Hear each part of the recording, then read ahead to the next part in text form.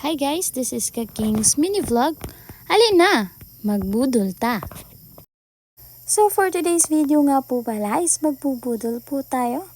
And shout out po sa nag-sponsor dito po. Halika na, mag-prepare na tayo. Nilinisan na nga po nila ang lahat ng nakalagay sa lamesa at saka para malagay na po rin yung mga dahon at malinisan na rin.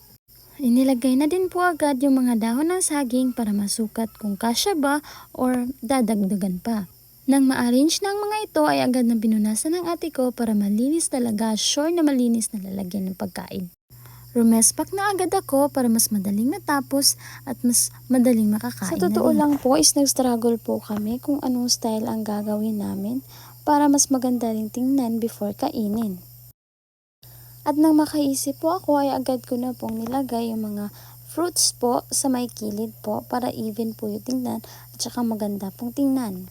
Dalawang prutas lang pala yung nandito po, which is watermelon at saka mango. Pagkatapos ko pong malagay yung mangga, sinunod ko na po yung watermelon sa may gilid po para mas magandang tingnan. Akala ko nga hindi mapapantay yung watermelon kasi hindi kasi parehas ng pagkakahiwa kaya inulit ko na lang din ang paghiwa. Malapit na po pala tayong matapos dito kaya be ready na po. Kakain na po tayo maya maya. And here's the outcome. Tada! Hindi naman natin lang titingnan to kaya kakainin na natin to, but before that, let's start with a prayer.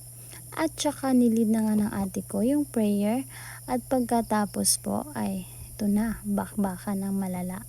Dahil malapit nang matapos ang video ito, thank you for watching. Sa uulitin.